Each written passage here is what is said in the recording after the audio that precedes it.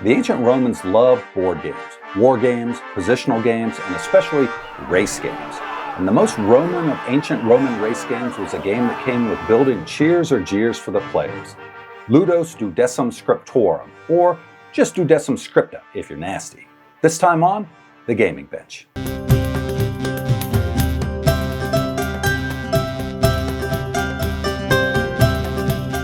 To play, you'll need a Duodecim Scripta board and between 5 and 15 pieces for each player. Ideally, the pieces can stack atop each other, but that's not absolutely necessary. You'll also need 2 or 3 six-sided dice. I made this board out of leather. If you want to see how I did it, I have another video that shows the entire process from raw leather to the finished product, with a couple missteps in between. I'll link that down in the description. But you don't need anything fancy. The Duodecim Scripta board is just 3 rows of 12 spaces, so you could easily draw it on a piece of paper, or there's plenty of printable PDFs online. Like most ancient games, we don't know for a certainty how the game was played.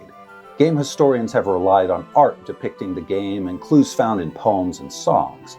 I'll cover some of the most compelling examples in the history section, so stick around. But here's the modern consensus, more or less, on how Duodecim Scripta is played. Players start with an equal number of pieces. I've seen rules that list as few as 5 and as many as 15. It's up to you. Fewer pieces generally results in a faster game, but more pieces give you extra chances to knock your opponent off the board. I will say that 15 is a lot, and the endgame can get really congested. If you're playing with 10 or fewer pieces each, use 2 dice. More than that, use 3. Randomly choose a player to go first. That player rolls the dice. Pieces enter the game on the center row or the home row. Each player has their own home row. The left side for player 1, the right side for player 2. A player never moves their pieces into their opponent's home row. The dice can be added together to move a single piece or used separately. A number on the dice can't be split, so a roll of 2 and 3 means a player can move 2 pieces, 2 spaces, and 3 spaces respectively, or 1 piece, 5 spaces. All of the numbers rolled must be used if possible. Players must move through their entire home row before moving onto the shared course. The course winds around the board like this.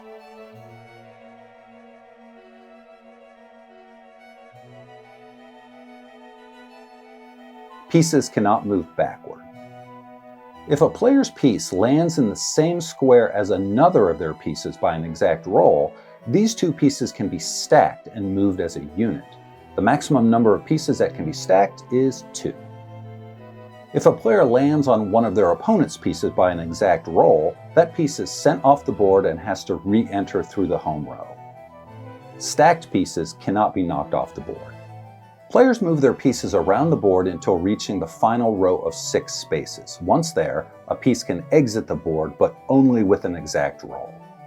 First player to exit all their pieces off the board wins. Duodecim Scripta is a pretty straightforward race game, but there's dozens of optional rules and variations. Here's a couple of my favorites. A player must enter all their pieces into their home row before they can start to move pieces around the rest of the course. If a piece is knocked off the board, that player can make no other moves until the piece returns to play.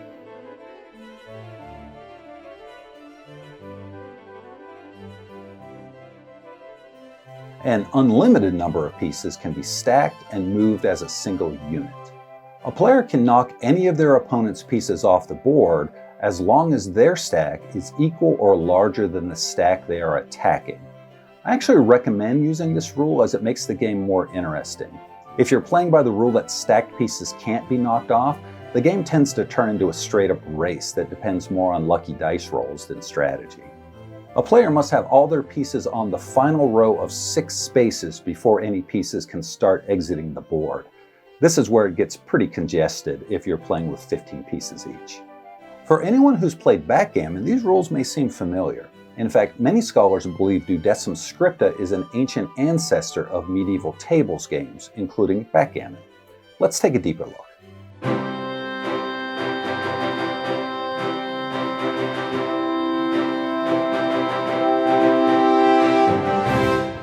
Ludus Duodecim Scriptorum is usually translated as the game of 12 lines. Now, I found this confusing because the game doesn't have 12 lines. It has 3 lines of 12 spaces, or 6 lines of 6 spaces, depending on how you look at it. Or maybe just 36 spaces total, but not 12 lines. However, this artifact may help explain the disconnect. This bronze hand mirror, dated to around 200 BCE, depicts a young man and a young woman, partially undressed, sitting at a gaming table. The game board is inscribed with 12 parallel lines. The man holds something in his right hand, possibly dice. Above his head is an archaic and unknown word, but above the woman's head is a phrase that can be translated to, "I bet I will beat you." So it's possible the game depicted here, a game of literally 12 lines, evolved into the more compact and familiar version of 3 lines, but retained the 12-line name. But I don't know, that's just speculation on my part. I've read several alternative theories explaining the name. Game historian Ulrich Schadler points out that Scriptorum can mean any inscribed mark, so the name could also be translated as the game of 12 marks or 12 points. This in turn may refer to the 12 pips on the highest roll on 2 6-sided dice. But then again, Schadler also argues that the game depicted on the back of this hand mirror isn't Duodecim Scripta at all, but Pentagrammi, another popular Roman game of the period. Academic Eddie Duggan suggests that the spaces on the board should be linked not horizontally but vertically. He offers no supporting evidence for this idea, but admittedly, that approach would create 12 lines. When Duodecim Scripta boards were first discovered, some archaeologists did believe the game was played in this orientation, with players sitting at the short ends of the board and simultaneously moving 3 pieces across the board. However, a so-called beginner's board discovered in Ostia, a small town west of Rome, seems to disprove this orientation and establish Duodecim Scripta as a race game in which both players share a single track. More on this later. Returning to the 12-line game shown in the hand mirror, scholars agree that we don't really know anything at all about this game, if it even is a game. However, looking into the background of the mirror led me to my favorite citation for this entire video. In History of Board Games by David Parlett, the author refers to the game depicted on the back of the mirror, writing, "Nothing further is known of this game, and one need not take too seriously Oswald Jacobi's suggestion that the scene depicts a bout of strip backgammon." Jacobi was an author, champion backgammon player, and apparently a fun guy to hang out with. One of the earliest written mentions of the game occurs in the 3rd book of Ovid's Ars Amatoria, written in approximately 1 BCE. In it, Ovid instructs women on how to win and keep the love of a man, skills at board game apparently being one possible approach. In a passage outlining various board games, Ovid writes, "There is another sort of game, divided into as many lines as the fleeting year contains months." Consensus seems to be that this passage refers to Duodecim Scripta, even though it's not mentioned by name. Now, the Roman calendar had 12 months, after Emperor Numa added 2 months in 600 BCE, that is. So that returns us to 12 lines, which again, don't appear on the board. This is the challenge of reconstructing ancient games from poetry of the period. It's never straightforward. What is straightforward is the numerous extant game boards that have been discovered. Some of them contain just 36 unremarkable spaces. However, the Romans loved to fill those spaces with words and phrases. Typically, the inscriptions on these boards fall into 3 categories: maxims for players, taunts at rabbits, that is, poor players or suckers, and references to the circus. Now, that's the Roman circus, referring to the stadium in which crowds could be entertained, not clowns and acrobats. Well, I mean, sometimes clowns and acrobats, I guess. Here are some of my favorite inscriptions. Circus full. Shout huge. Doors closed. It's speculated that doors closed refers to the doors of the circus being closed while spectacles were taking place. To hunt, to bathe, to play, to laugh. This is to live. Get up, get lost. You don't know how to play. Idiot, give up. In a tongue-in-cheek nod to the illegality of gambling in Rome, some boards were disguised as signs, like this one outside of a Roman cafe. We have, for dinner, chicken, fish, ham, bread. Out of the hundreds of boards that have been discovered, by far the most important was one unearthed at the coastal city of Ostia, west of Rome. I believe this artifact was first discovered in the 1800s, but I've been unable to verify that. Unlike most boards that contain unadorned spaces or snarky sayings, the Ostia board is comprised of a repeated series of letters. This is believed to be a teaching board or a beginner's board that illustrates the route from start to finish. It's thought that the rows of A's are the home rows for each player, who then move on to the B's, then the C's, and so on. It's a very compelling piece of evidence, and it's the foundation of nearly every modern reconstruction of the rules. R.G. Austin was a British classical philologist who published several influential papers about Roman games in the 1930s. In his 1934 paper, Roman Board Games, Part 1, Austin makes the case that Duodecim Scripta is played just like modern backgammon. Of this interpretation, he writes, "It should be clearly understood that this account is based entirely on legitimate analogy with the rules common to the backgammon family of games, and on inference from the type of board used. And as we have such very clear indication of the course of play, there is every likelihood that the theory is correct." The similarity to backgammon may not be apparent at first glance. The boards are very different, but are they? If you take away the center 12 spaces, then you're left with 6 opposite spaces divided into 2 quadrants. Imagine the spaces as points, and you have a backgammon board. And like backgammon, players move along a shared route, knocking off an opponent's single piece if they land on it. Some of the variations on the rules make it all the more like backgammon, like requiring all your pieces to be in the final row before you can bar off, and not being able to move any pieces until a piece put on the bar is returned to play. There are even historians who believe players traveled in opposite directions around the board, unlike most modern rule sets that see players moving in the same direction. This isn't to say that Duodecim Scripta is the immediate predecessor to backgammon, but all the pieces are there.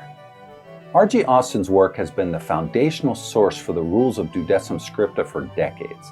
However, additional research and new findings have since cast doubt on some of his conclusions. Critically, many archaeologists today reject the idea that the Ostia game is a beginner's board.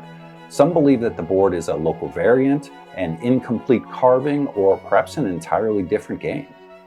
This doubt is typified by Shadler. In his 1995 article, New Evidence for the Roman History of Backgammon, he writes, "One should not be too euphoric about the game board from Ostia, and one should be especially cautious in generalizing the rules it seems to indicate. Namely, there are other boards marked by letters in a completely different way that might indicate other modes of playing." In particular, he calls out a board from Rome that seems to demonstrate a different route. In this example, the upper part of the board is missing, but it's still believed to be the typical 3-line variety of the game. Fragments of a game board found in the catacombs of St. Lorenzo, also in Rome, show yet another course.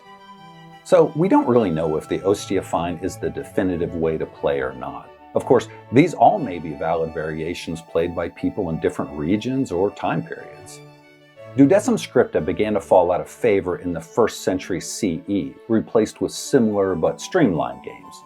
Shadler argues there was a transitional period in which Duodecim Scripta slowly transformed into Tabula, a similar game played with 2 rows of 12 spaces instead of 3. There are several examples of boards that appear to be missing a row, possibly Duodecim Scripta boards that were modified or boards that were purpose-built for the game of Tabula. This game, Tabula, eventually either evolves or coexists with the game of Alia, which is believed to be the direct predecessor to medieval tables games, the most famous of which is backgammon. But that's a topic for another video. Now that you know about the history of Duodecim Scripta, how do you win? Duodecim Scripta is a race game, so a lot depends on lucky rolls of the dice. However, there's a few things you can do while you're waiting for Fortuna's favor. Try to stack your pieces as soon as you can. If you're playing the simplest game, this makes your pieces invulnerable, so you don't have to worry about having to start over from the beginning. It's also the fastest way to get all your pieces around the board. These invulnerable stacks can also be left in strategic positions around the board, blocking your opponent's forward momentum. To that end, consider the dice probabilities. You have a greater chance of rolling 4, 5, or 6 on 2 dice, so plan out your positions and moves with this in mind. If you're playing with the rules in which you can build unlimited stacks and knock off pieces if your stack is equal to or larger than the one you're attacking, a little more strategy is involved.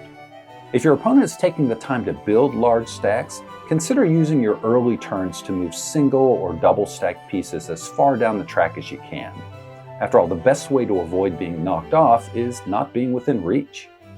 Alternatively, you can spend the time to make a monster stack, 6 pieces or more. Then you're safer from attack and you can barrel down the course, causing havoc in your wake. And that is Duodecim Scripta. Again, if you want to see how I built this leather board, I have a video linked in the description that shows the entire process. It's a pretty simple project. And if you're still listening here at the very end, take that as a sign you should like and subscribe. That's it. Thanks for watching, and I'll catch you next time on The Gaming Bench. Empire's valor. Enemies vanquish. Romans exalt!